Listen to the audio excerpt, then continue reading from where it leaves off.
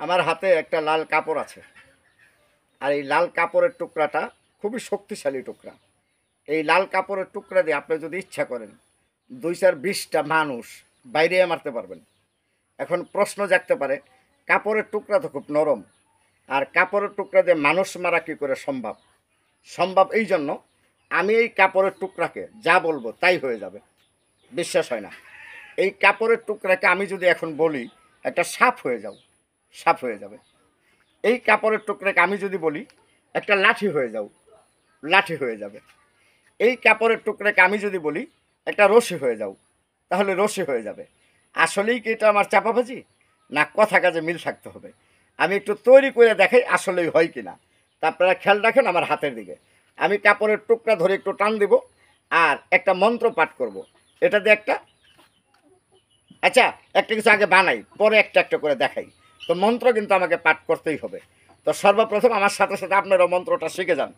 বলেন, ইয়ার আপ তৌকার শাস্তি হারিকা খুদা সাহিমান সুলতান কাবির বাদশাহ আলম, আস্তে আস্তে আজাবার 10 ভাইকে দিলকুশ করে দে বেটা, লে মা কালী খাবি পান বাজাবি তালি, কালী কালী মহাকালী ইন্দ্রাকে বেটি বর্মাকে সালি, লাখ বিলকে লাখ সবার চোখে লাখ, 1 2 3.5 আমাপস্যা ঘোড়ার ডিম, চলে যাও এই কাপড় মমিসিং। এই কাপড়ের টুকরা এখন মমিসিং চলে যাবে। তবে আমি বলার পরে আরেকটা মন্ত্র আপনি পাঠ করবেন। আনগুর মানগুর ডোরসিঙ্গা ভাঙ্গা কোন বেটা রাখে তোরে কুজ্ঞান করিয়া, যদি আমার এই জ্ঞান লড়ে ঈশ্বর মহাদেবের জটা ছাইরা ভূমিষ্ঠিত পড়ে। আমার মন্ত্র পাঠ করা শেষ হয়ে গেল। এবার আমি একটা ফু দিব। আর এই কাপড়ের টুকরা থেকে কিভাবে একটা সাপ, না না সাপ তৈরি করে আপনাদের কামড় দিতে পারে, সাপ তৈরি করা যাবে না। আমি আপাতত ছোটোখাটো একটা কিছু তৈরি করি। তো সবাই খেয়াল করেন কিভাবে এই কাপড়ের টুকরা থেকে একটা, ওই যে বলছিলাম যে আপনি ইচ্ছা করলে কাপড়ের টুকরা দিয়ে 2 4 10 জন 50 জন বাইরে মারবেন। কিভাবে মারবেন?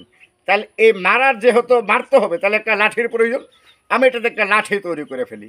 খেয়াল করেন, ওস্তাদ তুমি সুন্দর, তুমি মন্ধর, তুমি রত্নের ভাণ্ডার, তুমি রূপ দিয়েছো রূপসীকে মন ভোলানো চমৎকার। এবার একটা লাঠি তৈরি হয়ে যাও, চাল চাললে জ্বালালি, আয় আয়।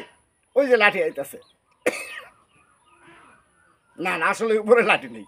খেয়াল করেন কীভাবে লাঠি তৈরি হয়।